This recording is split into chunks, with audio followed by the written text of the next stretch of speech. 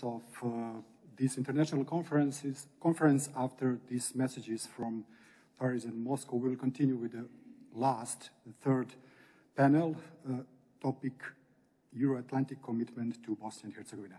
I would like to greet you all present here in Zagreb, but also all of you who follow the conference to the online platform.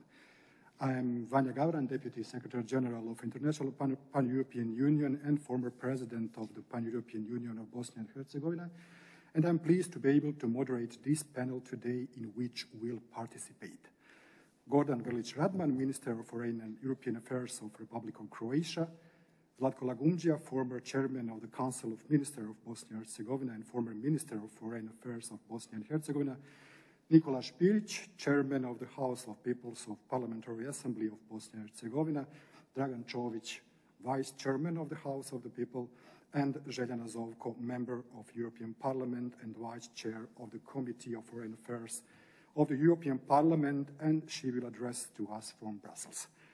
Orvel Varheli, Commissioner for Neighborhood and Enlargement, Miroslav Lajčák, European Union Special Representative for the Belgrade-Pristina dialogue and other Western Balkan regional issues, and former High Representative for Bosnia and Herzegovina, and also William Robert Cohort's Ambassador of the United States of America to Zagreb, sent their video messages that we will see during this panel. Of course, first we will listen introductory remarks of the panelists, and then we will open the discussion, but before and first we will watch and listen video message from Commissioner Varheli.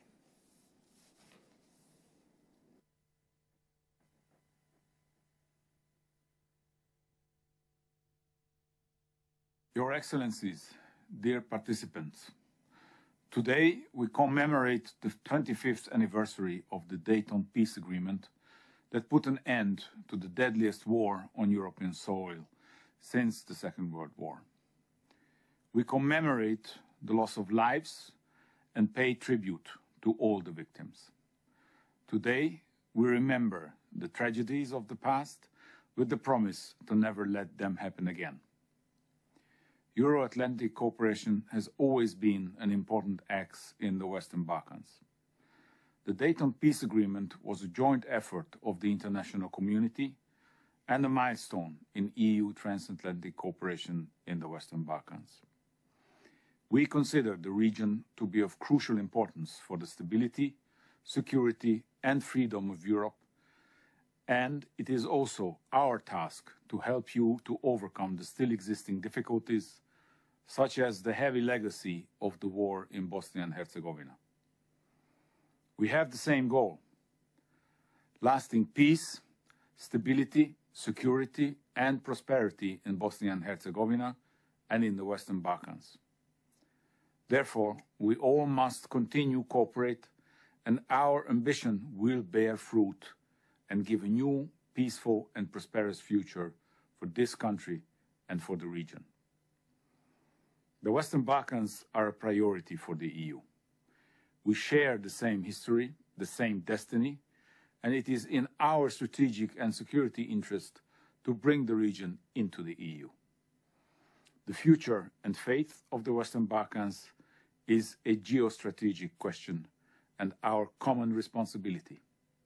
It is only EU membership that can create long-term peace, security, and prosperity. And we work for a better future for everyone together.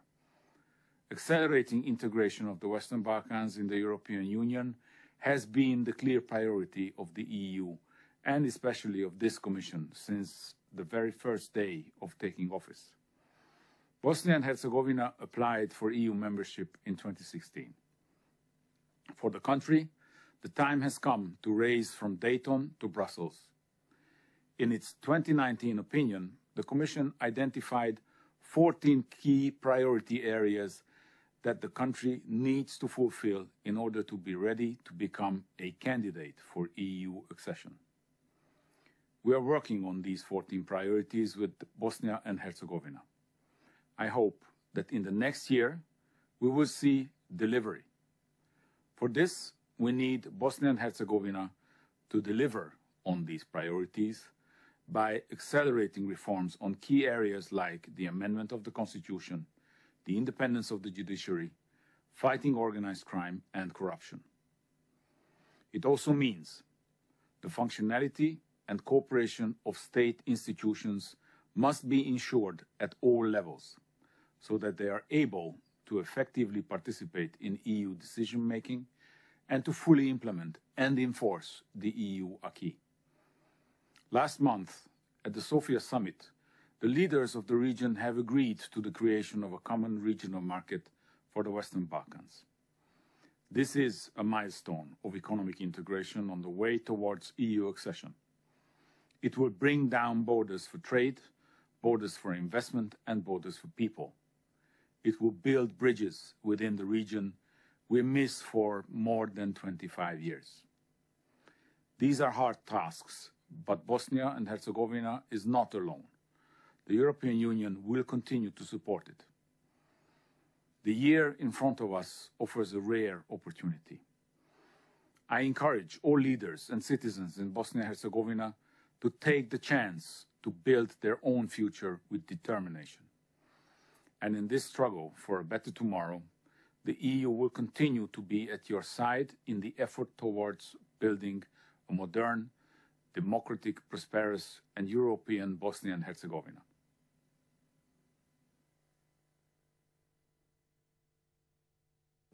We could hear very important messages from Commissioner, and I just want to say that a couple of these are very important. Bosnia-Herzegovina is not alone, and that the Western Balkans is a very important and strategic question for European Union. Now we will start with panelists presented here in National and University Library. Minister Grlić Radman is the first. Thank you. First of all, I would like to thank you, dear colleagues, dear friends, for accepting our invitation to join us. Thank you also to those who are just listen us to online, who are not physically with us today together. However, this pandemic crisis forced us to adapt to the new reality and the method of cooperation. But however, we really succeed to organize this very important conference. So yesterday we marked 25 years since a historic agreement was signed in the capital of the French Republic, the beautiful Paris, the city of light. That agreement brought to the peoples of Bosnia and Herzegovina a long-awaited light at the end of the dark and horrifying tunnel, which was the bloodiest war on European soil since World War II. The Dayton Paris Peace Agreement represented a hope of a better future, a prospect of safety and security, a promise of peace and prosperity. It can be called historic for many reasons, but I will mention only three most important. First, the General Framework Agreement for Peace in Bosnia and Herzegovina was a true Euro-Atlantic effort. It has been negotiated in the United States and signed in Europe. As such, it was later embraced in the UN Security Council. However, in order to enable Dayton and peace, preconditions had to be set on the ground. Bosnia and Herzegovina will remember the support of Croatia, one of the first states to recognize its independence. It was at the hardest of the times of the aggression of the Serbian Milosevic regime and the Yugoslav People's Army in the first half of the 1990s. It is a well-established historical fact that Croatia was crucial for the survival of Bosnia and Herzegovina as an independent state. For years, Croatia sheltered hundreds of thousands of refugees from Bosnia and Herzegovina, 70% of whom were Bosnian Muslims, Bosniaks, and provided them with overall help and support, including education in their language. Humanitarian assistance was assured by and went through the Croatian territory, while thousands of wounded were given medical care in hospitals in Croatia.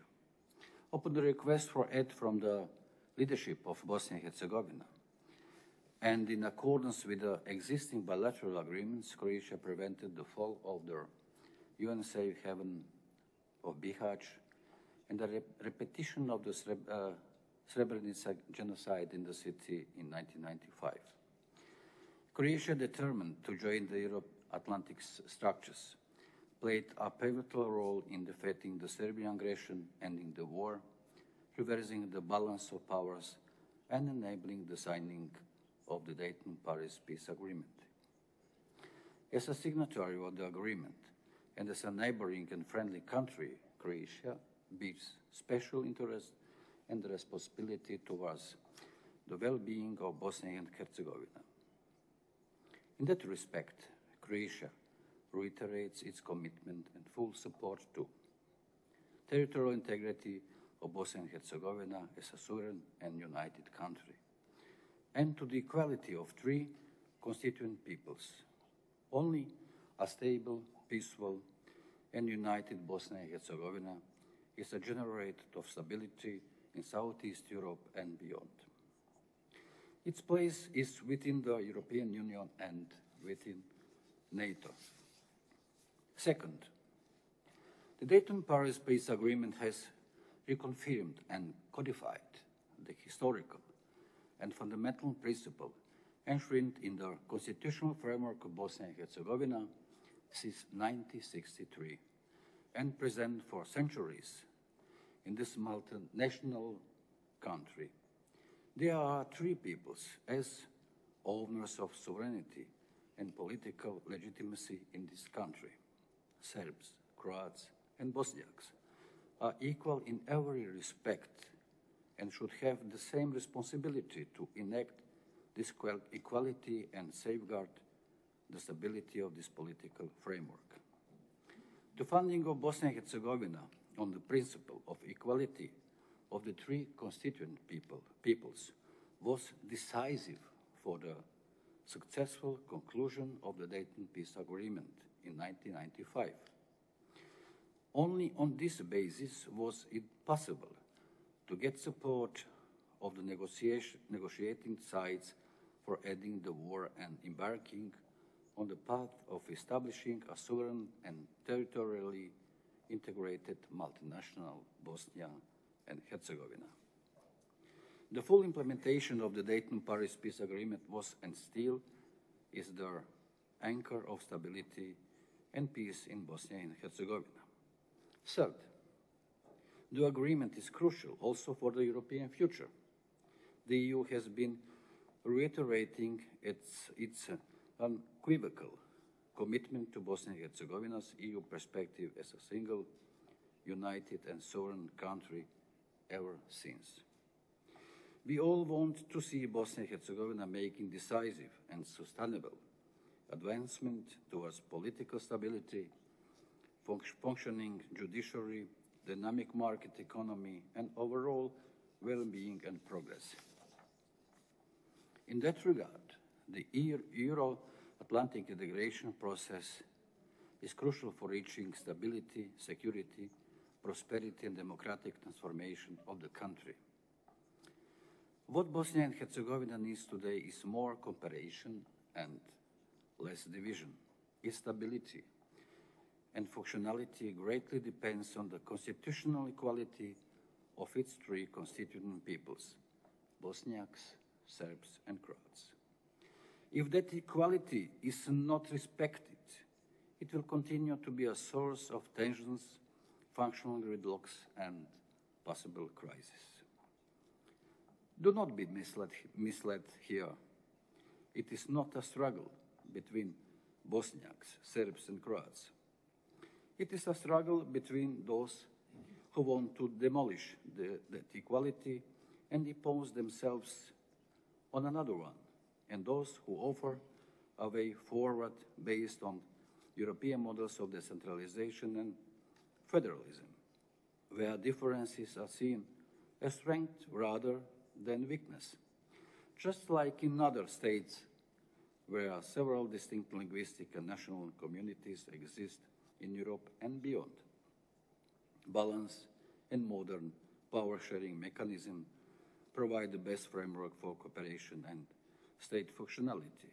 So we learned today that there are many countries also in the European Union who has a similar multi-ethnical principle of the life, like Belgium or Italy, or even Switzerland is not the member of the European Union, but however, it is a long-lasting tradition of their multi-ethnicism. Let me be clear here. Both separatist and unitary tendencies are equally dangerous of Bosnia-Herzegovina because both are denying the very essence of our neighbor, its history, present, and future. Once identity issues reflected in political rights are guaranteed through adequate safeguarding mechanism, the energy, political capital, and focus will be reinvested in unlocking country's reform potential. The equality of all constituent peoples cannot be ensured without the much-needed reform of their electoral law. The reform should enable overcoming of functional blockades and make a decisive step on the country's road to the political stability. As an EU and NATO member, Croatia will continue to strongly support Bosnia and Herzegovina in its EU membership ambition, as we have been doing so far, extending our full political support and technical expertise and assistance. Croatia and Bosnia and Herzegovina share the longest border, have a vast variety of economic ties, and one of the constituent peoples of Bosnia and Herzegovina are Croats. The advancement of Bosnia and Herzegovina in the path of reforms toward EU and NATO membership is the best investment in the country's future, but it is also a way to help overcoming heavy burdens of the past.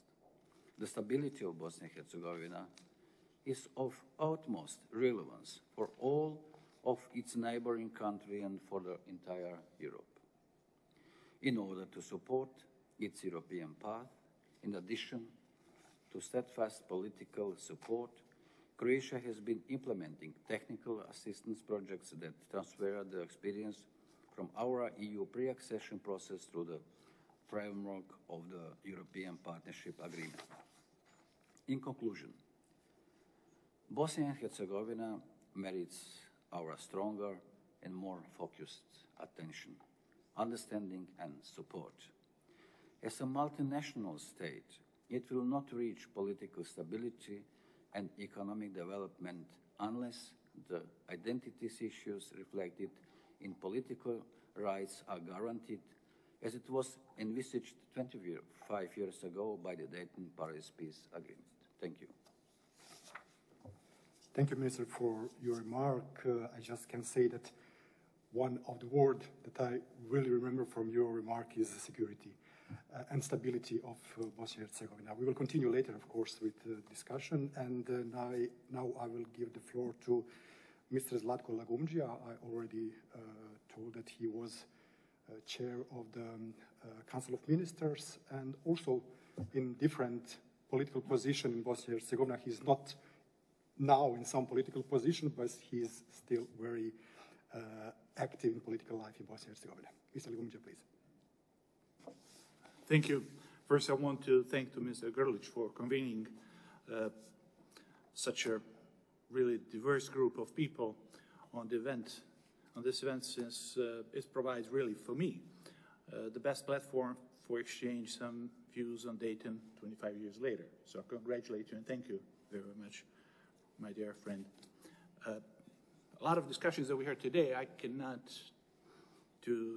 forget what already previously mentioned in previous panels. Lord Ashdown made remarkable judgment by saying that Dayton was a superb agreement to end the war, but very bad agreement to make a state. And we heard a lot of things in that respect. today.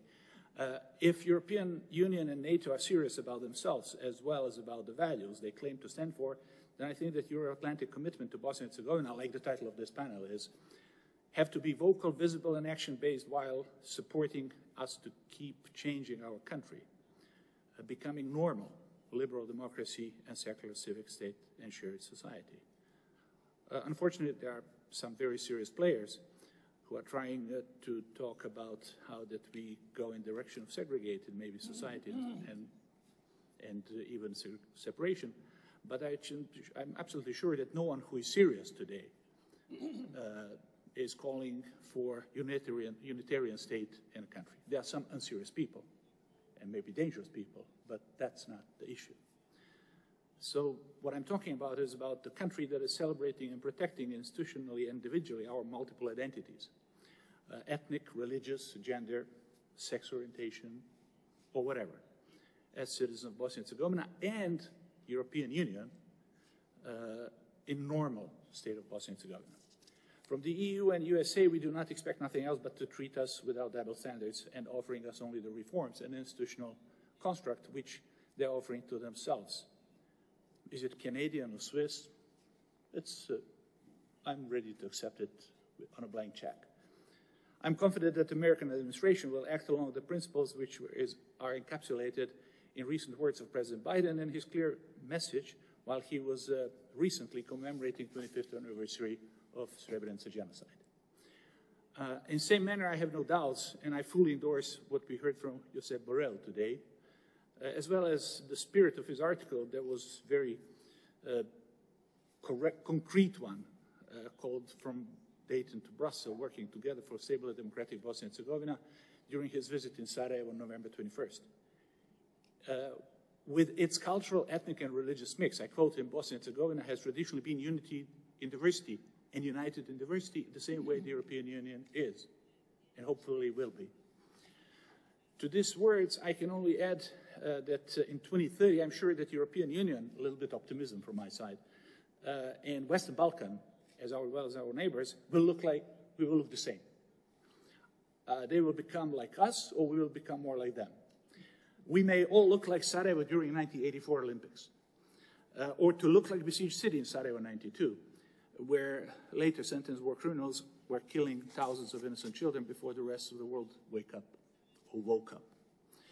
Let me shortly outline a few very mid-term and short-term proposals for our Euro-Atlantic friends and Dayton Peace Agreement signatories, and I thank my dear friend, Minister Grlić Radman, to give us offer to do so, that require their commitment to work on together in the future. First, European Convention of Human Rights. No wonder that the convention was an integral part of our Constitution, in preamble, in very concrete article on the very beginning of the Constitution, of human rights and freedoms, as it is stated in the Constitution, has to prevail over every legal act, and it is, if necessary, be applied directly until legislators do their job.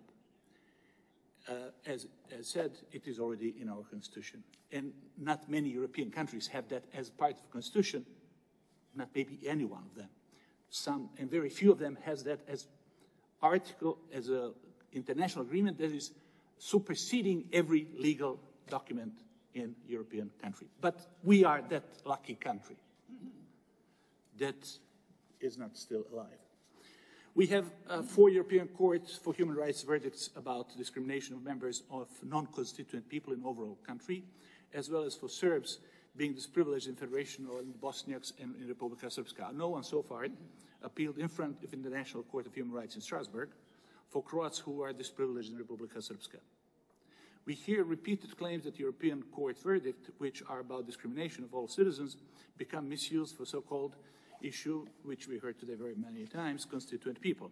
Paradoxical is the fact that some defenders of European values are putting on the sidetrack individual human rights and insisting exclusively on ethnic rights based on old communist Bolshevik construct of constituent people, construct that does not exist any place anymore after significantly contributed to bloody death of former Yugoslavia, and of course later on collapse of Soviet Union. No wonder that we heard today Ambassador Hill, Holbrooke deputy, at Dayton Peace talks, saying that the most Americans, even at that time, had no idea what constituent people consist of. I mean, and that's a good reminder. Of course, we heard Foreign Minister Lavrov, who is supporting that strongly. Of course, we heard Borrell and Minister Jean-Yves Le Drian, who were talking more about human rights and functioning state. But go to second. Second, to assist and monitor fulfillment of our international commitments and legally defined objectives of speeding up our NATO and European path. Just to remind ourselves that BH accession goal and path to EU and NATO has been defined with state legislative. It's not political will no more. Adopted by Presidency and Parliament of Bosnia-Herzegovina a long, long time ago. And people who are today complaining about it, they were the ones who signed it. Third, to have active consultations and advisory mechanisms with the European Union for Bosnia-Herzegovina government to finally start actively participating in the economic investment plan for Western Balkan. We should keep in mind that if we would get 25% of potential funding, which is about the GDP ratio of Bosnia-Herzegovina in the context of Western Balkan, then we could boost our economy for around an imaginative amount, 60% of our GDP per year, only based on that. And we heard Minister Le Drian, who was talking about additional 3 billion euros for Western Balkan only for COVID in today's respect, which is additional boost, which I don't see anyone in Bosnia-Herzegovina is talking about. Fourth, do help most vulnerable people, children. That can be done today. Blocking PISA tests by President of the Presidency recently by calling that to be vital national interest of his constituent people. And results of so-called TIMSS test, which is similar to PISA, are showing that our educational system is literally producing teenagers, I quote, that are not ready for jobs in the 21st century. That's the real problem in the country. With brain drain, that is the biggest problem today, but this children is the problem of tomorrow. That is jeopardizing any future for new generation, PISA and TIMSS. Education should be #1 priority of any of who dares to talk about the interests of citizens or constituent people. Irrelevant what I'm talking about. This is especially the case for a country like us, where recent surveys are noting that in 50 years, number of citizens will be smaller, optimistically speaking, for 50% of people of today, while in the European Union, according to the same estimate, it will be 5% more. It will be 50%. I'm sorry, less. Us, 50% less. While the global population number is going up 50%. So instead of dealing with quality of education, our governments are still maintaining a system so-called 2 schools under 1 roof. In Federation, where children are segregated along ethnic lines, while in Republika Srpska authorities are neglecting the right for children to have their Bosnian language in schools. Even the name of the language is explicitly defined in Dayton Agreement, in a letter and in spirit. Okay, forget the spirit, but in letter.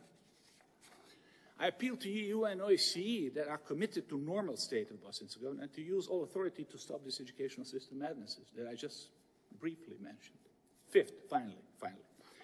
Spira told me that I can use some of his time, but I will use it later. I will just try to keep in this time frame. So thank you, Vanya, for being so supportive. Finally, fifth, everyone knows that citizens over an overall country are hostages of corruption and organized criminal enterprises, which with political support, while the judicial system is at its lowest peak since the beginning of reforms. Opening up the chapter 23 and 24 in any form and support along that line is must. We cannot wait fulfillment of 14 conditions to open those 2 chapters, because those 2 chapters are preconditioned for those 14 conditions. Lack of trust in politicians have to be tackled urgently through upgraded legislative and transparent process like seizing of forfeiture or illegal assets, starting with top people in a country. This is good place and time to welcome last week Council of Europe adoption decision and regulating establishing an EU global human rights sanctions regime, similar to US Magnitsky Act. This framework enables the EU to target individuals, entities, and bodies responsible for involved in or associated with serious human rights violations. I'm sure that your Atlantic commitment to Bosnia-Herzegovina, by using this mechanism, could open and speed up a lot of positive process in our way from Dayton to Brussels. Our great life, and I'm finishing with this example, our great life poet and writer Abdullah Sidran has masterpiece line about Bosnia and Bosnians as well as Bosniaks. Worth mentioning when we were talking about Euro-Atlantic commitments to Bosnia-Herzegovina. I'm really honored and thankful for everyone trying to help us. And really thank you. I quote Sidran, "My bad luck is that I was not well understood either by the ones who have been killing me nor by the ones who have been defending me." End of the quote. We are Europeans, proud of our identities and culture, asking nothing else but being treated with dignity, and we are always trying to give it back in return much more. After some of us survived genocide, joint criminal enterprises, ethnic cleansing, we are asking nothing more than justice and to be treated equally with other citizens of the EU and their states. We expect your Atlantic commitment to condemn, or at least do not take seriously those who think that representing European values by telling us that human rights are only for citizens and not for us. Since we are just members of different tribes or herd of sheep that will be slaughtered if they do not follow their shepherd. When someone is claiming to represent European values or states and telling to us with strong European identity that we have, as well as our Bosnian and Muslim one, to people who survived ethnic cleansing organized by joint criminal enterprises, that first they have to be cleaning themselves and then to keep living in long-term dreams or to live in herd, then we expect Europeans and human rights values representatives to act and to. We expect that commitment from European friends, not because we are insulted, but we think, and because we think that those types of people are insulting true representatives and European values as well. Finally, your Atlantic commitment to Bosnia-Herzegovina should be seen through the clear message from European friends that they do not have a problem with normal liberal democracy and secular civil state of Bosnia-Herzegovina, only because, or basically because, Muslims happen to be mathematical majority or most numerous group of citizens. If less than 2 million Muslims, Bosnian Muslims or Bosniaks, with strong European and Bosnian identity want to be citizens of the European Union, where a great majority out of 500 million citizens are Christians, our friends and brothers, then it is unacceptable to treat us, Bosnians, as a filthy trash that are not eligible to be living as citizens in their own country and share society and be Europeans. Thank you. I'll stop in here. I won't use Spiri's time. He offered me generously. I almost wanted, but I'll stop in here. Thank you very much, and for explanation of a lot of these facts that exist still in Bosnia-Herzegovina, and probably they are not very well known in the public. Now we will see the message of Mr. Miroslav Lajčák. As you know, he's strongly connected with Southeast Europe in his political career, and he is an excellent connoisseur of political circumstances, especially in Bosnia and Herzegovina. Dear Minister Radman, dear colleagues, today you will discuss the Euro-Atlantic commitment to Bosnia and Herzegovina. And before I begin, let me stress that this commitment is unwavering. But 25 years after Dayton is indeed a good moment in time to reflect on it. And I'd like to contribute to your discussion with 3 points. My first point today is about learning from the past. You cannot speak about Dayton without mentioning the horrors of the war. 25 years ago, the Dayton Peace Agreement put an end to the worst bloodshed in Europe after the Second World War. This devastating conflict, right in the middle of Europe, led to genocide, more than 100,000 deaths, and over 1 million refugees. It is without doubt one of the darkest hours in our European history.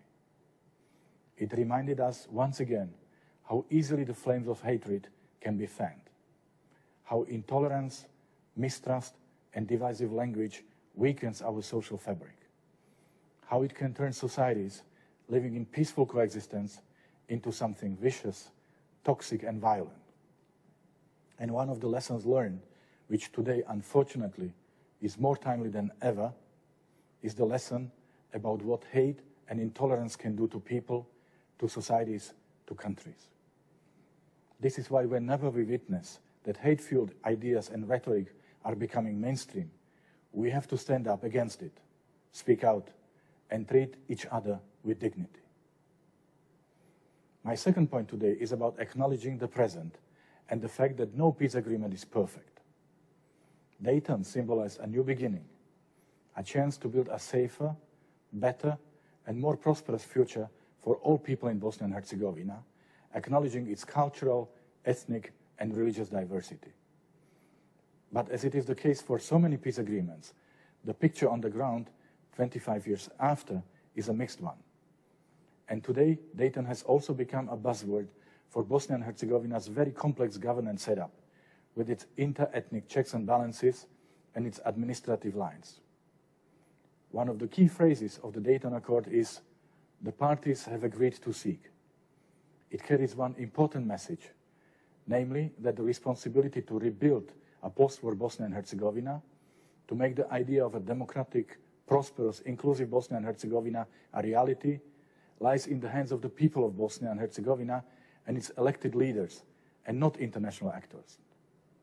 So looking back on the past 25 years, there has undoubtedly been a lot of progress towards building a stable and democratic Bosnia and Herzegovina. And those achievements have not been easy tasks. The progress made has been the result of enormous efforts and years of hard work.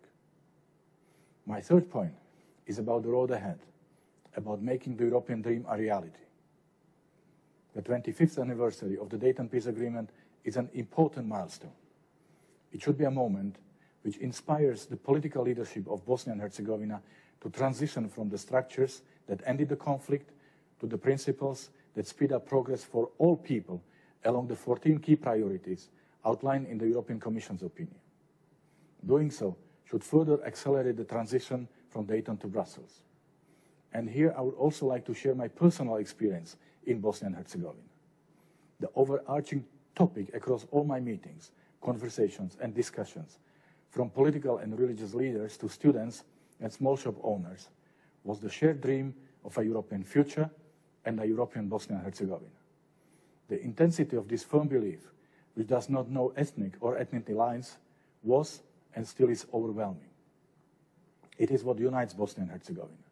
And I'm so happy to see that the European Union is going every step along the way, side by side with Bosnia and Herzegovina, as it is with the entire Western Balkans, to make this dream a reality for the whole region. In fact, you only have to look at the COVID-19 pandemic to see the European commitment to the region. I think the saying, "a friend in need is a friend indeed," is quite fitting here. From the very start of the pandemic, the European Union has supported the Western Balkans as the closest of partners, providing generous financial support. We included the region in the European Union's mechanisms that secured joint procurement of essential medical equipment and facilitated free flow of goods across borders. We allocated over 3.3 billion euros to support the region, and we managed to supply 38 million immediate support to procure medical equipment, such as masks, ventilators, or testing kits.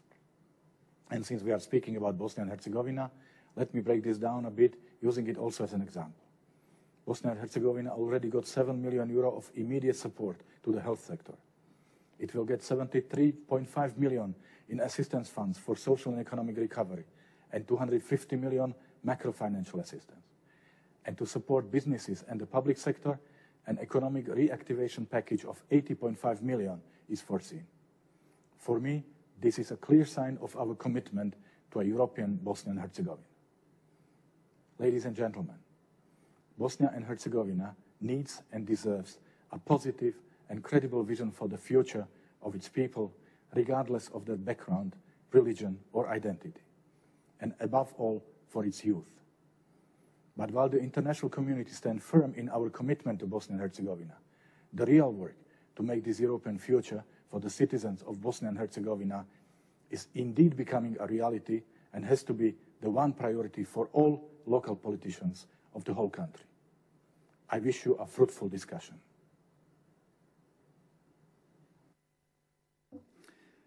Learning from the past and looking to the future could be compressed message of Mr. Lajčák. Thanks him for this message. And now I give the floor to Mr. Nikola Špirić. I just want to say that he was chairman of the Council of Ministers from January 2007 until January 2012.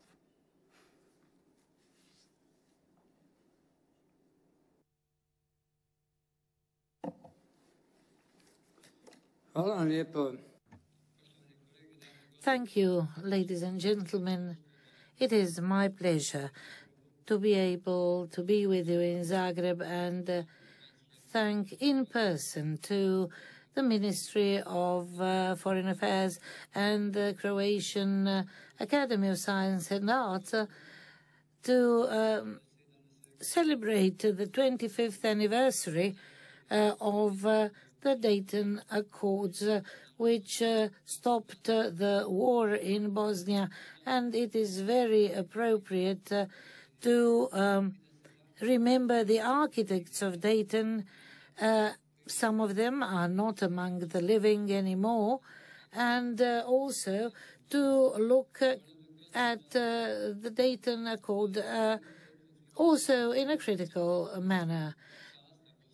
Dayton Agreement takes into account the composition of the country and the clear principles of its functioning, the modalities of its inner organization, the constitutional status of two entities, the division of competencies between the two levels, and also 3 constituent nations, the attainment of their rights, including the protection of vital national interests. It is also clear in the part which mentions that all competencies that are not fulfilled, that an agreement has to be reached about these aspects. It would take a long time to discuss the quality of the Dayton Agreement, the solutions it provides, the progress that Bosnia and Herzegovina achieved with the support of international friends.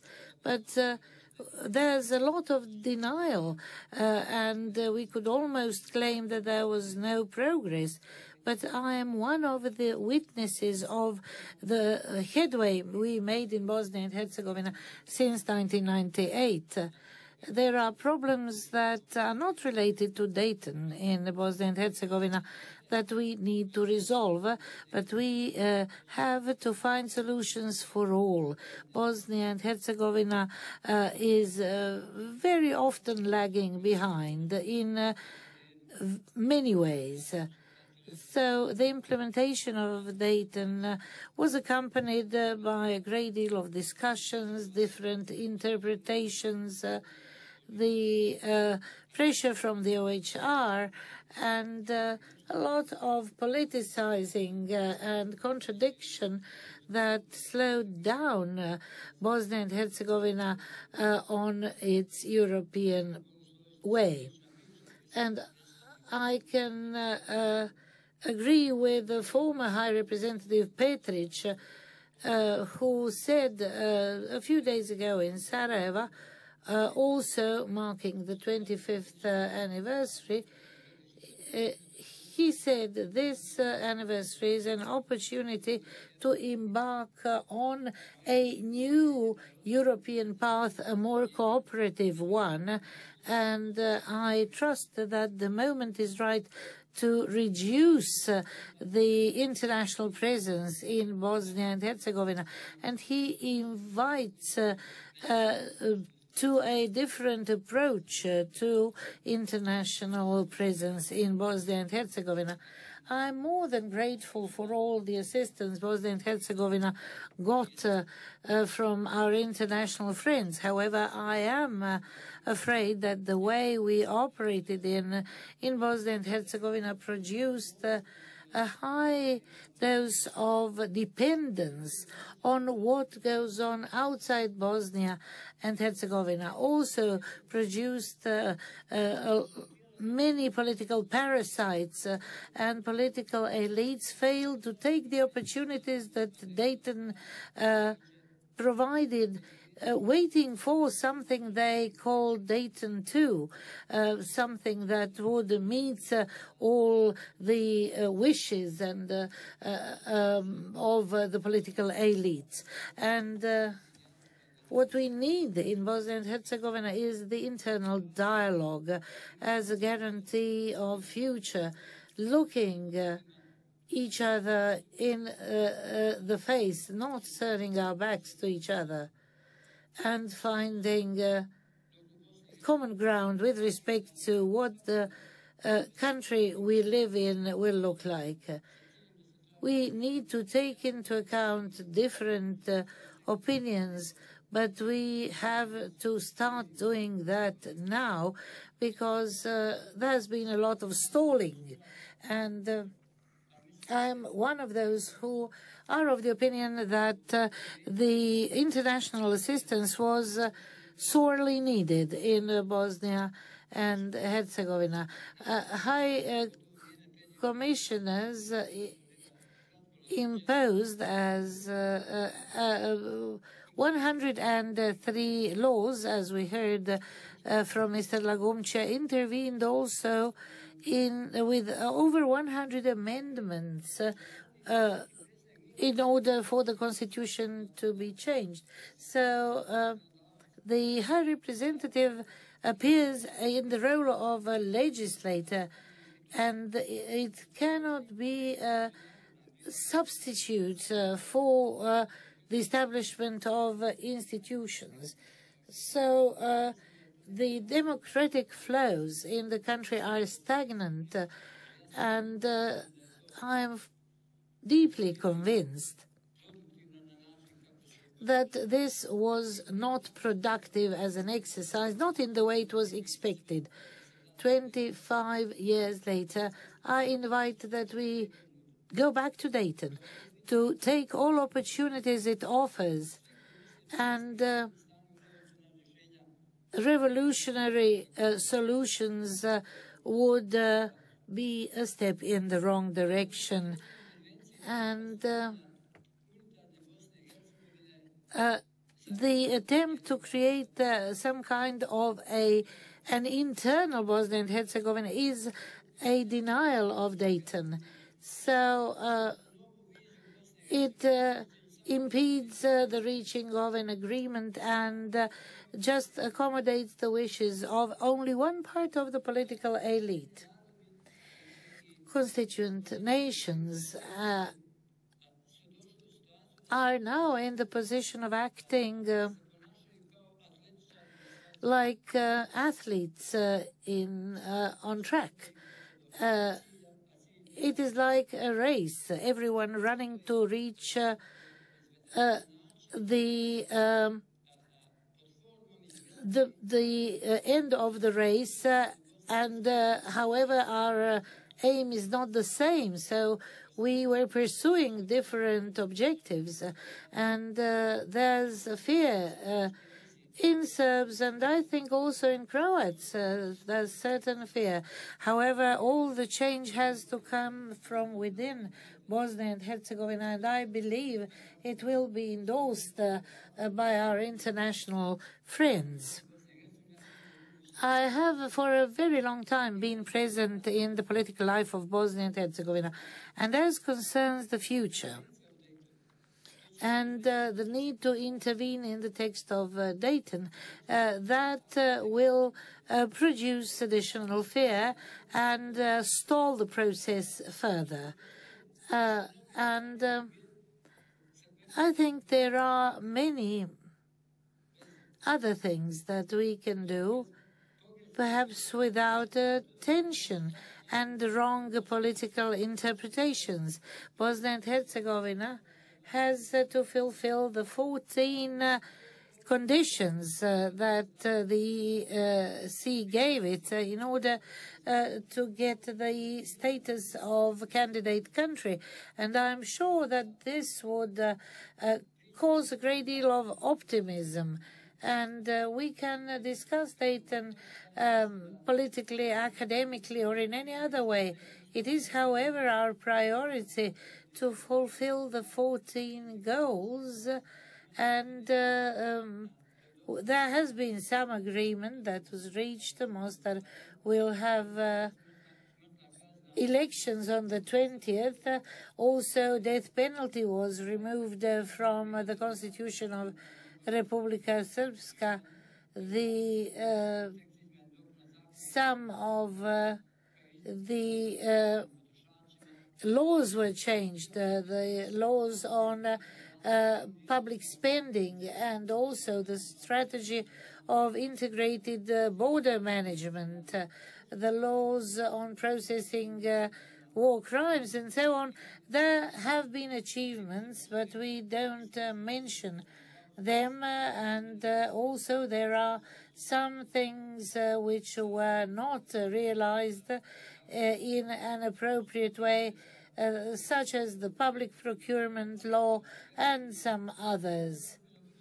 And I would like to underline that we need to be prepared, and I am fully aware that we need this status of candidate country very badly, and I don't want to see us on the wrong path, and we certainly need to listen to each other's. My expectations of Dayton after 25 years is more of us and less of international community in Bosnia and Herzegovina. It's disproportionate now. And I have to remind you that right after the signing of the agreement, NATO helped with the deployment of international forces, and there was very close cooperation with the Ministry of Defense, and it is well known that in Bosnia there was this agreement about the membership in NATO, and however, we are still considering this, and I think this is an acceptable framework for cooperation. I'm sure that everyone in Bosnia will endorse the new stage of the implementation of the Dayton Agreement, including reconciliation and good neighborliness. Candidacy status could bring along a great deal of optimism with regard to European integration, the rule of law, and this should result in a better social economical status of the population, could secure workplaces and keep young people in Bosnia and Herzegovina. Thank you. We all hope that stated candidate for Bosnia and Herzegovina will be next year, but I just want to mention one conference that held in Sarajevo 2006, and it was a conference about European integration in Bosnia and Herzegovina. And somebody, I don't know which exactly, said that it would be fine and good for Bosnia and Herzegovina to be a member of European Union 2014, when it was 100 years anniversary of First World War. Now it's 2020, and still we are on the same position. But thank you one more time. And next will be Dragan Čović, as I already said, Vice Chairman of the House of the Peoples of Parliamentary Assembly of Bosnia and Herzegovina and a former member of Presidency of Bosnia and Herzegovina. Please. Uvaženi domaćini, poštovani gosti, dragi prijatelji. Dear hosts, dear friends, I would like to thank you for inviting us to address this gathering. I would like to thank Mr. Neidhardt and Mr. Grlić-Radman. Thank you for the invitation and for organizing this conference. I would like to greet you, Mr. Plenković, and I would like to thank you for all your political activities in helping the European road of Bosnia and Herzegovina.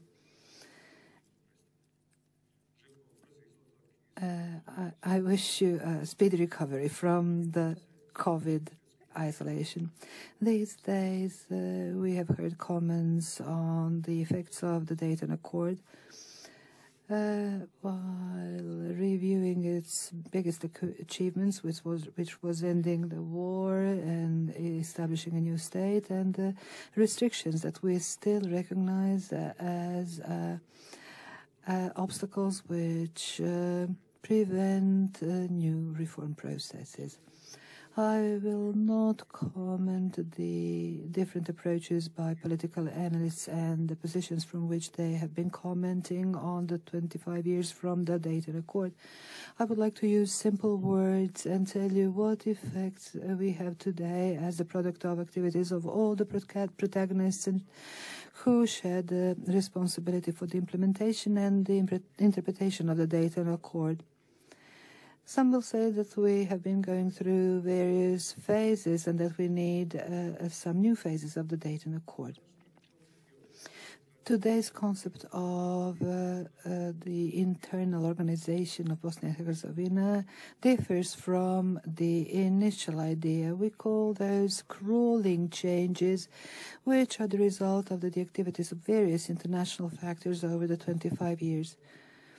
We have hundreds of various amendments that have not been through the parliamentary procedure, and this is the best illustration of the ambition of those who have imposed those amendments. The electoral law is very similar. It has been imposed, and the best illustration of electoral illusions is the election in Mostar. We have not had elections in Mostar for 12 years, and now we will have the election this month.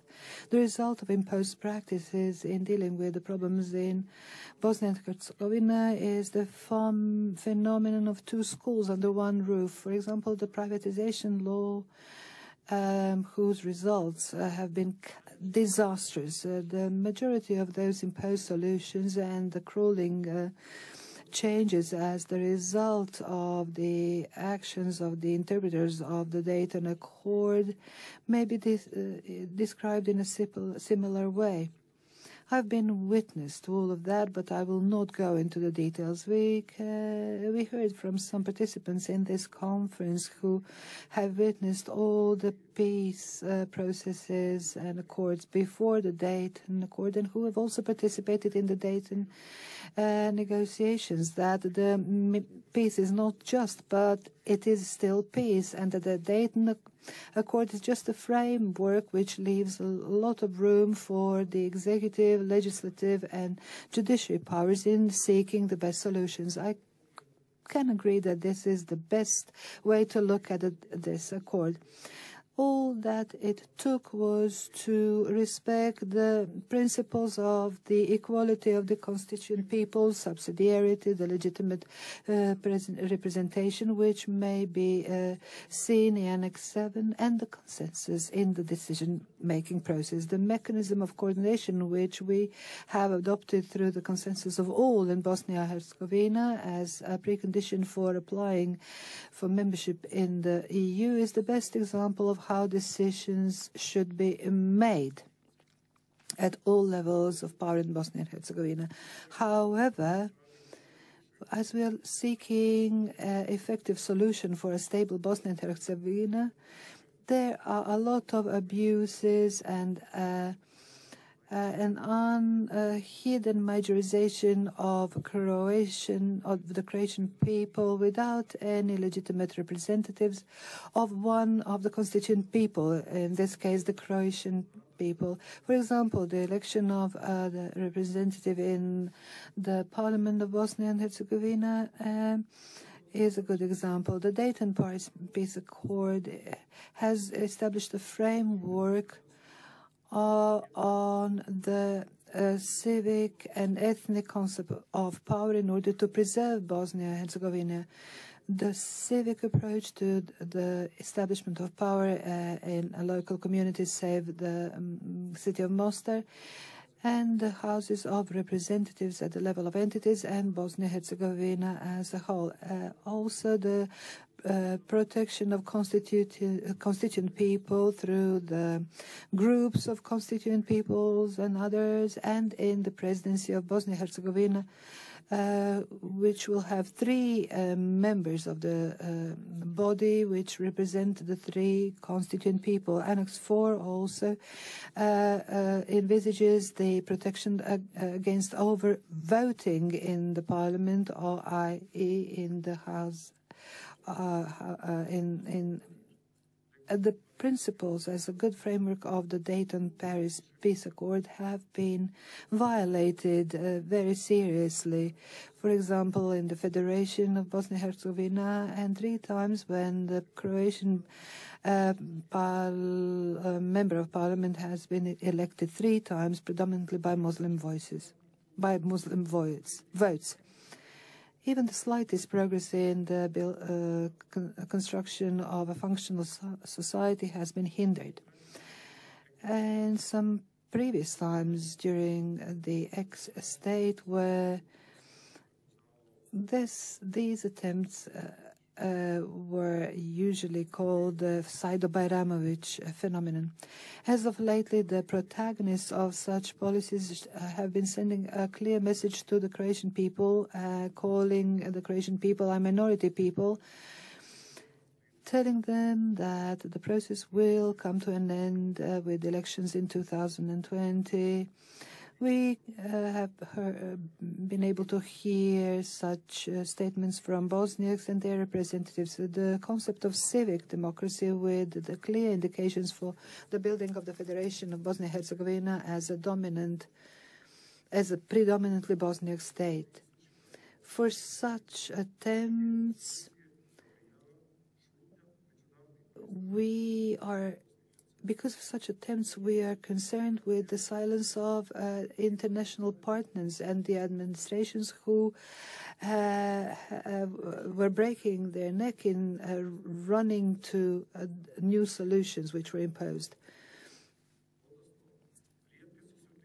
There are very rare midst which the characteristics of multi-ethnicity and multiculturality, such as the city of Mostar.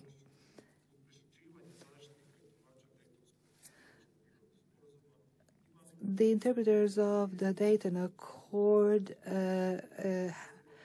have led or have been instrumental in the biggest political crisis in Bosnia and Herzegovina.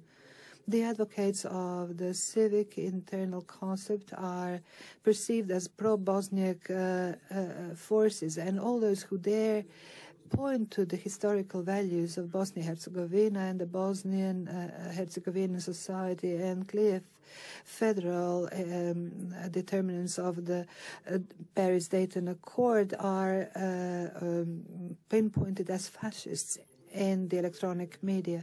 And when we mention media and the freedom of the media in a state with the rule of law would require a special conference.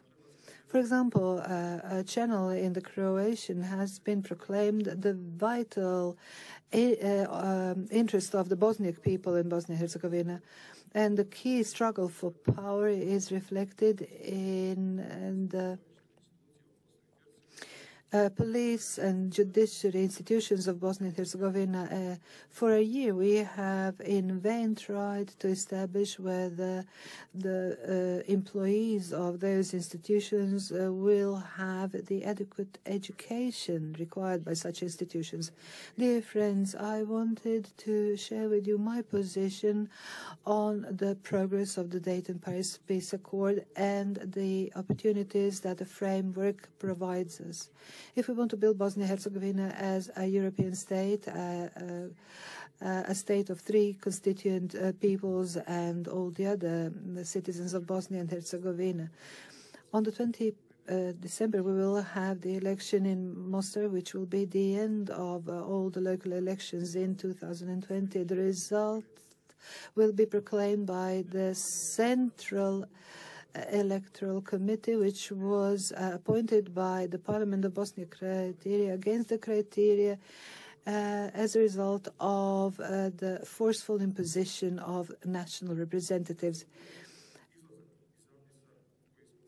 In order to ensure the exit from the abyss that we have been stuck in, we have to preserve the key values of the Dayton Accord. We have to ensure the amendments to the electoral law of Bosnia and Herzegovina. We have to ensure the representation of all the constituent people at all levels of power.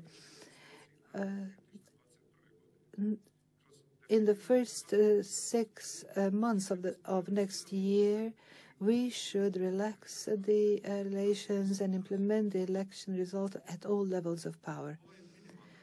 This would be the minimum step forward that would possibly lead to the candidate status of Bosnia-Herzegovina for the EU.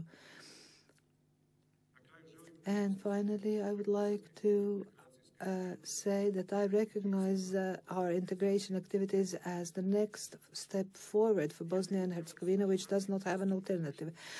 I believe that the international representatives have made various mistakes in Bosnia-Herzegovina in terms of Euro-Atlantic integrations. The last attempt was in 2018 when we were expecting to be given the candidate status for the EU. All the preconditions were met in Bosnia-Herzegovina for that big step forward. However, after the election in October 2018, due to the serious violation of the rights of the constituent peoples, we are back at the stalemate, which now prevents us from focusing on our Euro-Atlantic road. As a representative of the Croatian, one of the 3 constituent peoples in Bosnia-Herzegovina, we have undertaken various initiatives to create the conditions for the candidate status of Bosnia-Herzegovina.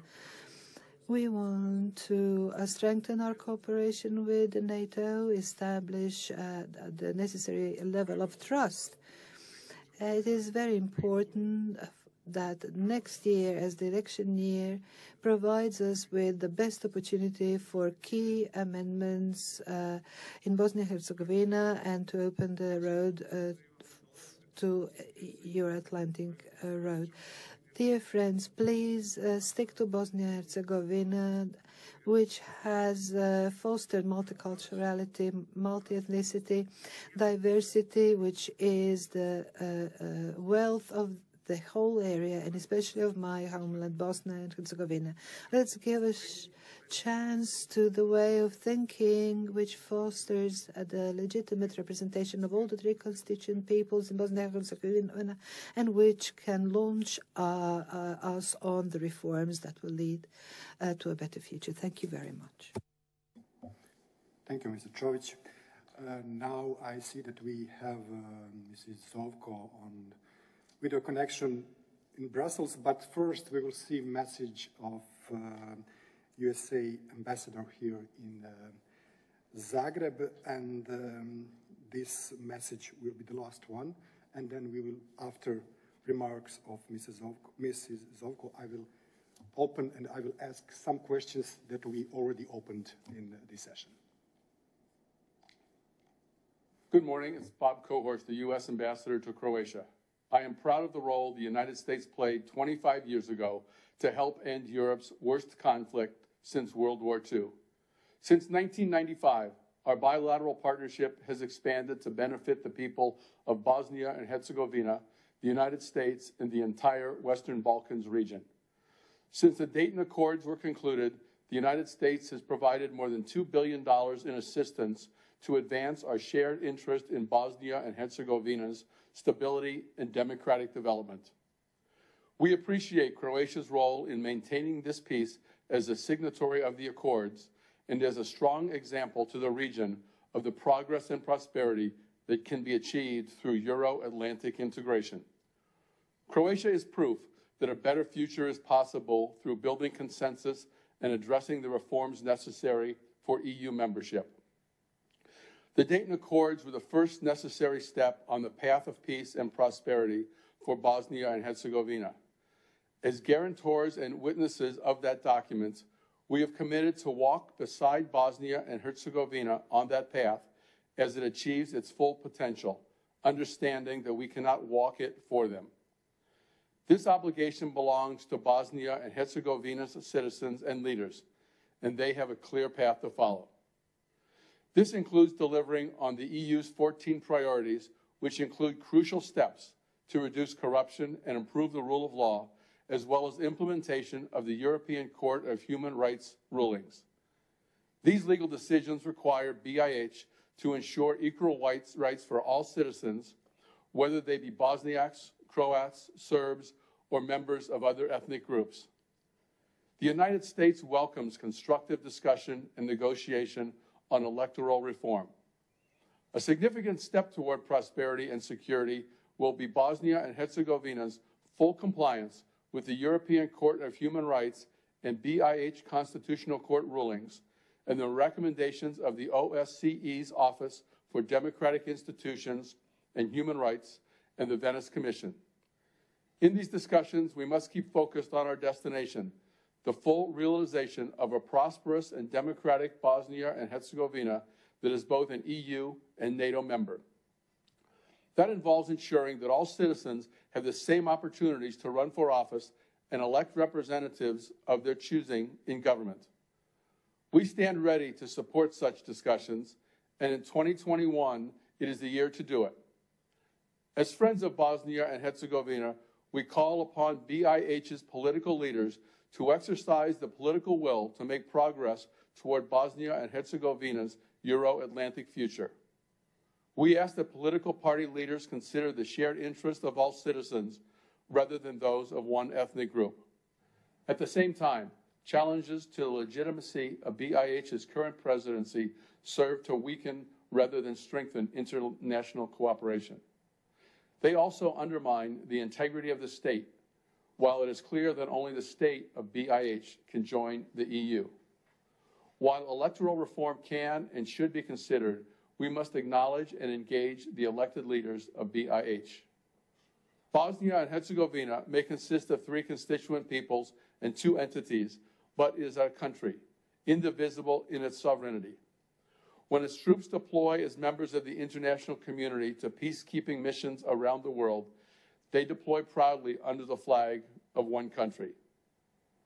At the United Nations, Bosnia and Herzegovina speak with one voice, and as an EU aspirant, negotiations are with a unified Bosnia and Herzegovina, not its constituent parts. It is in that spirit of unity that the region's future lies. As members of the international and transatlantic community, we must respect the institutions and elected leadership of BIH as they are, not as we may want them to be. Such is the burden and responsibility of guarantors and witnesses of the Accords, and such is the obligation as members of the democratic community. We have witnessed encouraging progress in BIH. We saw it this year when leaders came together to achieve a breakthrough with plans to hold elections in Mostar, which are expected to happen on December 20 for the first time in 12 years.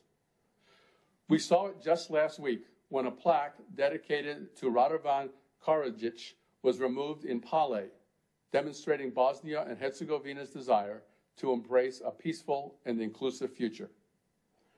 We saw it when all 3 members of the presidency issued a joint statement to mark the Dayton Peace Accords, reaffirming a shared interest in peace and mutual trust. When the people of Bosnia and Herzegovina act toward a common purpose, anything is possible. When its partners and allies share their full support of Bosnia and Herzegovina, progress is all the more inevitable. As we mark this anniversary of Dayton, the United States is focused on the next 25 years and how we can ensure that Bosnia and Herzegovina and all of its neighbors can deepen cooperation as members of the Euro-Atlantic community. We recognize that the international community has a role to play in supporting BIH. We also recognize the important role Croatia plays, acting as a bridge to the EU, not only for Croats in BIH, but for all other peoples in the country. Croatia is an example to its neighbors in the region. It is a member of NATO. It is a member of the EU. It is a country that has made so much progress and continues to lead, as reflected by its efforts to promote EU enlargement during Croatia's presidency of the Council of the EU, and in outreach to the Serb community in Croatia in a spirit of reconciliation during recent commemorative events. We will continue to walk beside the citizens of Bosnia and Herzegovina on BIH's path toward a more prosperous future and call on regional leaders and citizens to unite around the shared future in Bosnia and Herzegovina that gives all citizens an equal opportunity to realize the long-awaited benefits of stability, rule of law, and prosperity. I just want to mention that the ambassador spoke very important and opened very important questions, but I would just emphasize the importance he gave to Croatia in this integration process of the whole neighborhood, especially Bosnia-Herzegovina, and one of the positive and friendship messages also this conference here in Zagreb. Now we are calling Brussels, and Željana Zovko, member of the European Parliament, wait for the floor. Okay, thank you very much. Dear conference attendees, ladies and gentlemen, today's anniversary conference on Dayton is one of the several over the past 4 weeks. We have seen many headlines, some focused on praise, some on concerns. Then there were surprises and perhaps shocks. For instance, at the Saturday event, the US ambassador in Sarajevo suggested that Dayton is a process that is evolving rather than a static international treaty. Some interpreted this as an effective end of Dayton and perhaps the beginning of a new phase, maybe European phase in terms of constitution setup. I was both happy and concerned about the remark. Happy because the call of a new phase is something that we in the European Parliament have been proposing for several years in resolutions, usually by huge more than 500 majority of MEPs. The underlying idea has been that a new European path is needed for a country, a path based on the European models for integrating national and regional specificities into a wider states. We also emphasized that the future Bosnia and Herzegovina should also align along the middle path between the two extremes, dictating the political life in the country for some time, that of separation on one side and centralization on the other. So we proposed federalization as a bridging solution. It is good that most speakers on today's panel are saying this as well. As I already mentioned, Europe has several states like Germany, Belgium, Switzerland, and several other states where national or linguistic communities have territorial, electoral, and budget autonomy. If this is a perspective of the US envoy that he had in mind, then I will stay happy and hopeful. However, interpretation of some statements went in other direction as well. In the direction to effectively say that we have reached the limits of Dayton and we need something new. Many have connected this something new to the proposals made recently by the SDA party chairman with SDA party with support for other Bosnian parties and later reaffirmed by the Wilson Center proposal. If this is the future, then I am concerned.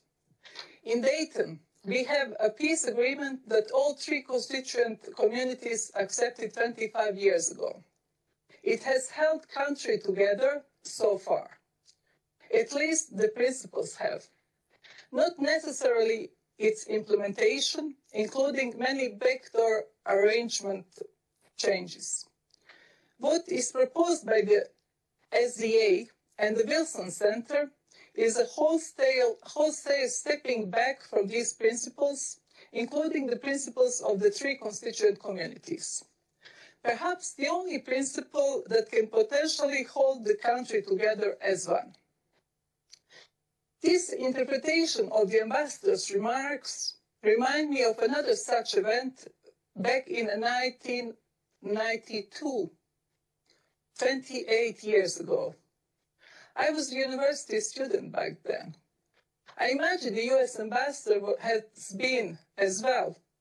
although he looks a bit younger than me, or not far removed from a university degree. At that time, the peace plan for Bosnia and Herzegovina on the table was Kutiljero plan. All sides accepted it, including the Bosniak side. But Warren Zimmerman, the US ambassador to the former Yugoslavia at the time, advised the Bosniaks to withdraw for a higher objective. The higher objective at the time was called multi-ethnic ideal.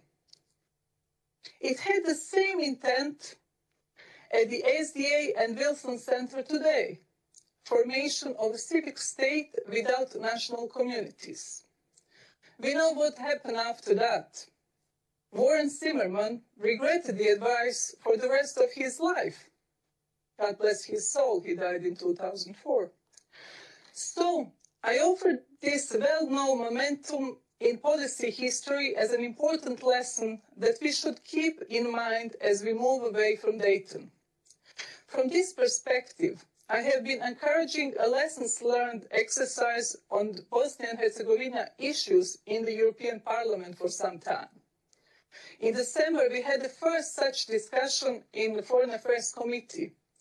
We will have more next year. To aid this exercise, I have proposed 3 works. One of them is being circulated to conference participants today, especially for one of its essays. I believe that you have all the books in your hands that I reprinted on the occasion of 25th anniversary of Dayton Peace Agreement, made by a former Bosnia and Herzegovina ambassador that witnessed many of the historical events. That essay, written 15 to 20 years ago, argues that Bosnia and Herzegovina needs a civic solution to integrate the groups of others into the political structures. It concludes that Bosnia and Herzegovina can become a civic state via its 3 constituent communities. If we really want a viable civic state, we can also have it in that way, by respecting the most fundamental principle of Bosnia and Herzegovina, raison d'être. Indeed, in fact, in the second panel, Dr. O'Leary suggested the same thing as an ideal solution. 3 territorial units based on civic rules, and we solved the issue. Thank you very much for your attention, and I'm looking forward to further discussion. Thank you, Mrs. Zlatko, for your remarks. We heard a lot of different opinions. We opened a lot of different questions. I prepared some questions for all of you, but we don't have enough time to discuss all of them. But I just want to ask all of you here, how to resolve these problems, which you spoke already, and how to make some progress in Bosnia-Herzegovina. We are advocated that there is a lot of misunderstanding, I can say, in Bosnia-Herzegovina, and Mr. Spirit said that in Bosnia-Herzegovina is very necessary to organize daily dialogue, but we saw that we had it, and we are still in the same position. How can we resolve all of these open questions that you spoke about in this debate? Please, can you first, Mr. Page?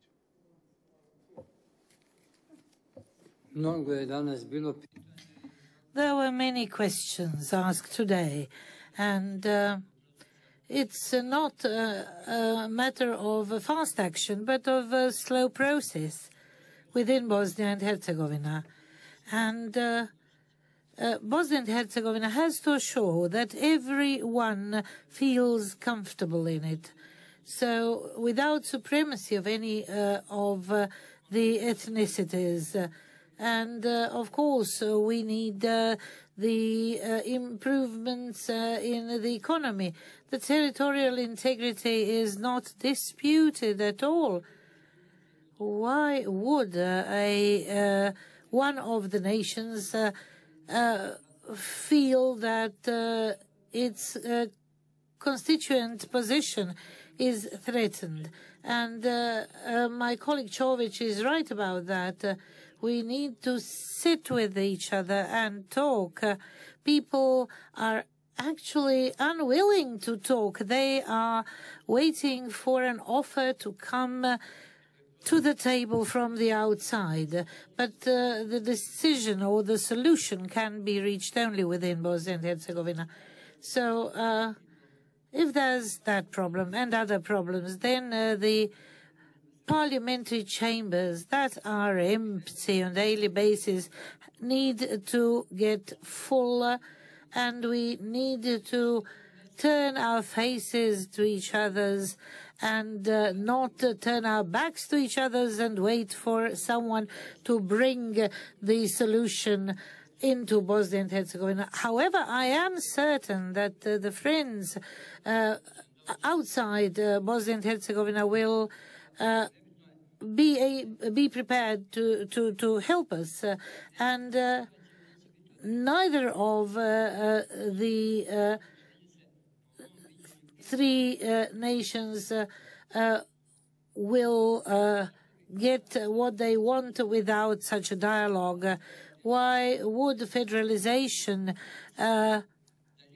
be viewed with a bad eye? Why not embrace it if that can bring a solution? We used to have 250 municipalities. Now we have municipalities, cantons, and so forth. But we need to reconcile the civic and the national, and I think it's a viable solution. What Mr. Spirit said. Definitely, I agree with everything, as old Jew proverb said. Everything you said, I strongly agree with. But let me clarify what I agree with. Until 6 years ago, I could be seen as someone who is representing some state institutions or relevant political party, but today I have a much easier job than anyone in here on this panel, since I represent and being responsible only for myself. So my Bosnian colleagues, especially the four leaders of governing coalition at this moment, now have very tough jobs, since they may wrongly be seen, we may wrongly see them as with much bigger legitimacy than it is case in reality. Let me clarify. I'll do some facts so I don't be another person with opinion. When COVID-19 started, one relevant international institution conducted in Western Balkan regionally surveyed, in which you could find out that there is enormous lack of trust in politicians. So what we need is we need trust in people, we need a mutual understanding, we need political will for them to really sort it out. And for political will, you need dialogue, you need mutual respect, you need learning, and you need understanding. For example, I learned a lot today. And I think I understand a lot of positions today which I didn't understand before. But what I'm trying to say is very, very similar thing is, in Bosnia and Herzegovina, trust in leadership is very, very, politicians generally is very slow. I used to be one who had very small trust, who was very small trusted, like all of us. But today it's even worse. Four-party leaders who have full control of our lives today ended on the top of the list in that survey when people were asked to name one person who they trust the most. And four of them collected together, and they were top. 15% of all votes. The survey could be misleading, but a few weeks ago in local elections, parties led by those four leaders that still hold all the power you need, and they maybe have different perspective about their legitimacy. But for any reforms, including constitution changes, they have it. Today in the parliament, they have full control of presidency, full control of all three entities, all three state and two entities governments, and 2/3 majorities in all houses of the parliaments. So they collected today in last elections 1/3 of votes, 1/3 of votes, or let's say about 16% of all registered votes, which is comparable with the survey that I was telling you about. This may be a chance maybe for Dayton signatures as well for our leadership, which altogether have supported 1 out of 6 citizens or countrymen to rethink their position and try to be changed themselves. So I think the local election shows that people are not ready to follow their so-called leaders, and especially people who claim that they are legitimate in any case, especially if they are trying to be leaders of tribal chiefs as much as they claim for themselves today. I live 100 meters from the place where I was born, and a similar distance from where I work. From my apartment, I directly look at in the buildings where all 5 layers of government, my elected heads of governments are sitting. Municipal mayor, where over 80% of the voters are Bosnians, just a few weeks ago. where 80% of voters are Bosniaks and Serbs are around 6%. And he was elected with 60% of the votes. And he won 3 opponents. And the winner, Mr. Mandic, is Serb, while all of his 3 beaten opponents were Bosniaks. Very distinguished Bosniaks. Bogic Bogicevic, non-Bosniak, is going to be named as my mayor of city on behalf of the new coalition, which is anti-SDA coalition, to be very precise. Prime Minister of Sarajevo Canton today is Mario Nenadic, who is Sarajevo Croat lawyer. And President of the Federation is Mr. Čavara, Marenko Čavara, HDZ, Croat. And finally, on the top, you have 5th level of governance. There is a presidency in which 1/3 of the head of the state or the collective presidency is Bosniak, like myself.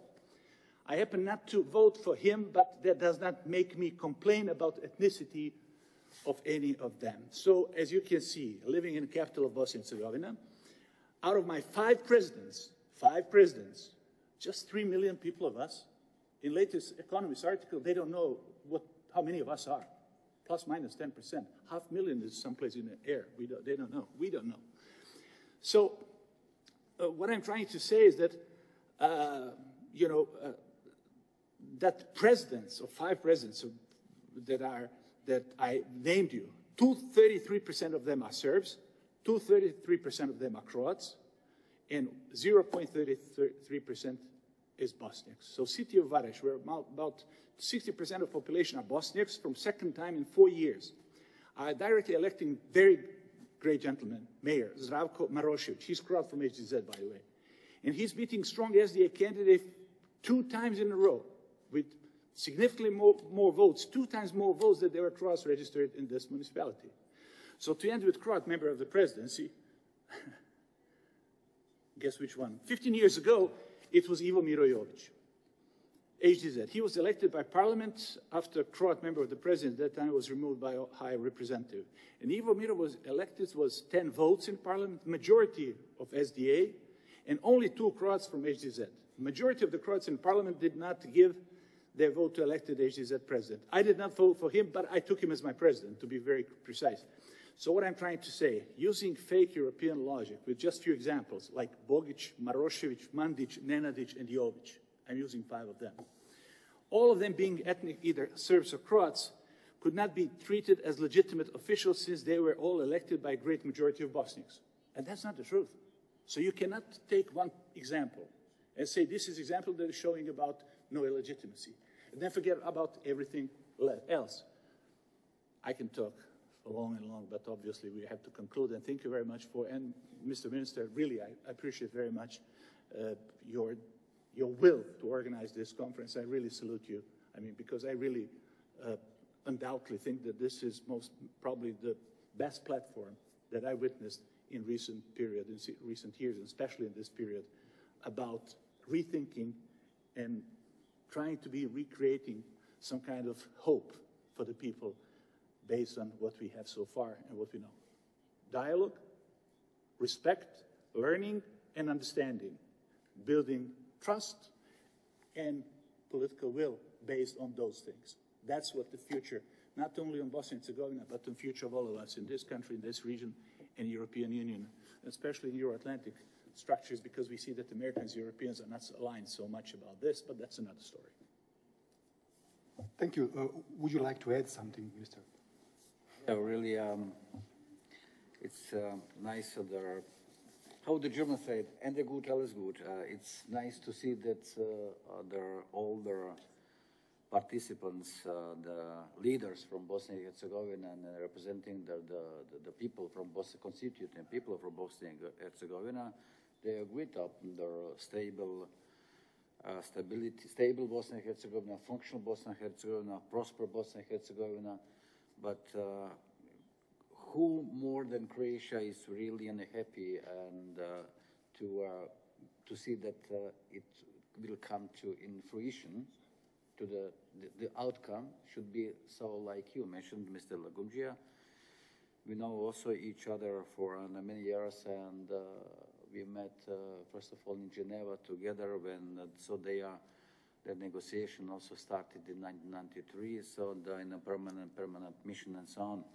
But of course, the Croatia as the country who just was the first to recognize independence and territorial integrity of Bosnia-Herzegovina, really is an honest supporter of the stable and functional Bosnia-Herzegovina.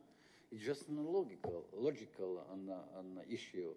First of all, we are very happy that we fulfill all our foreign priorities, our foreign policy goals, and EU membership, NATO membership, our security, stability, our citizens here are really happy to the fact. And the same we would like also to see also in Bosnia-Herzegovina.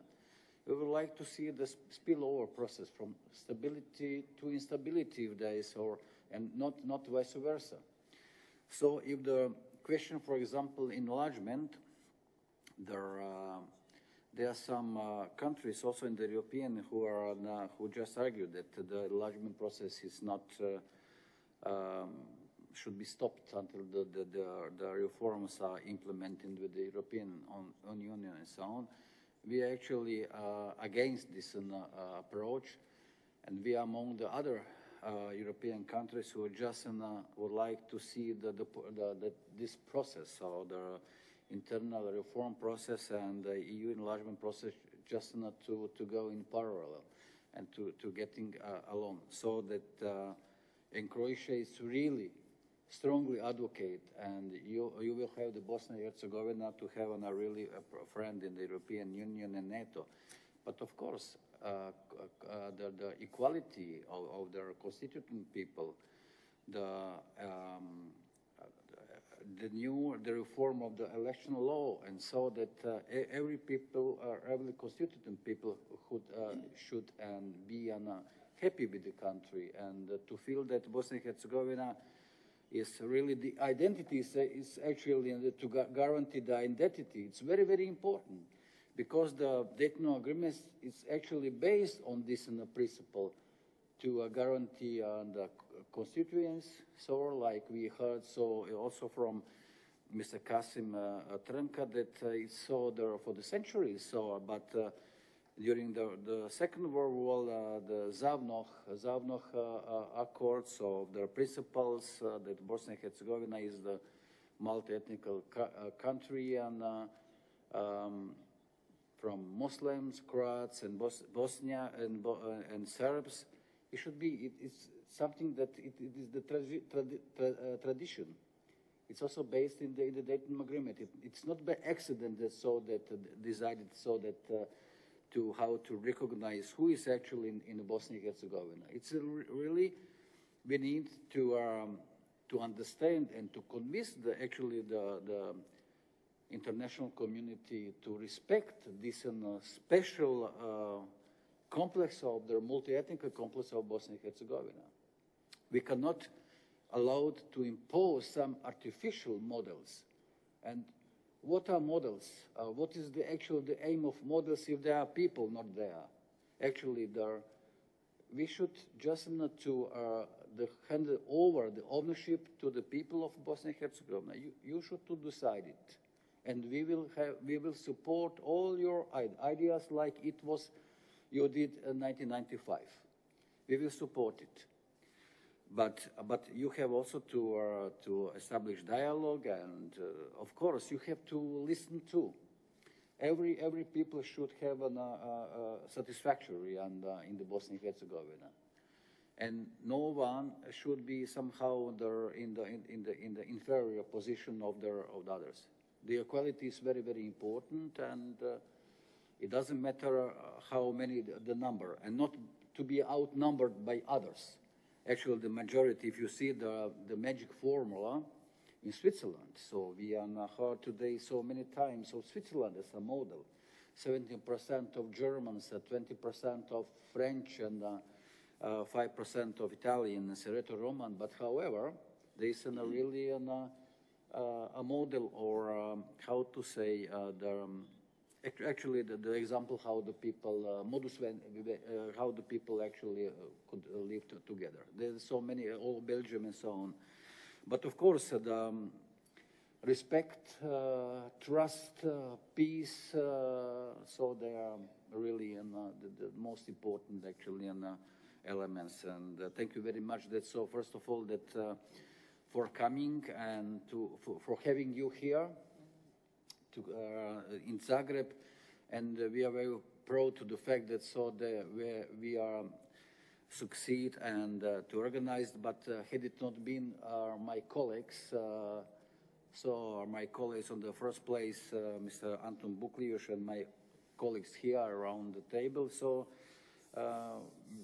we wouldn't have able to organize this conference. So really we invested a lot.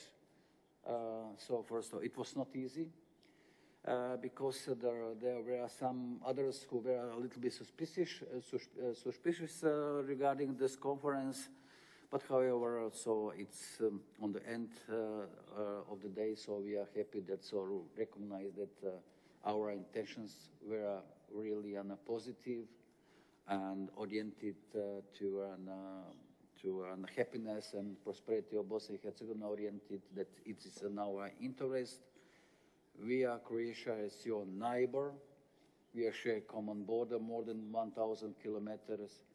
And who more than Croatia is interested in and really in this positive manner to have you together in the European Union, of course, to also support your Euro-Atlantic ambitions. But of course, it depends on the agreement on your agreement in Bosnia-Herzegovina, Bosniaks, Croats, Serbs, and so on. But of course, we will support everything you are going to agree. And so we also welcome this agreement signed on 17 June this year between Mr. Jovic, leader of Croats, and Mr. Zebegovic, leader of Bosniaks. Two agreements, for the local election in Mostar and to reform of the electoral law. And I hope that it will happen in the first half of 2021. So it's just so from my side. Thank you. Thank you, Minister. I think that we don't have more time for open some other questions, and I would like to thank you one more time to all of you participants and panelists here and organizers of this important conference. And I'm sure that similar conferences, similar meetings and events will be organized in different places, not only here in Zagreb, but also during Bosnia-Herzegovina especially, to discuss and to resolve open questions and to help also all citizens in Bosnia-Herzegovina to see a better future in the European Union. Thank you very much.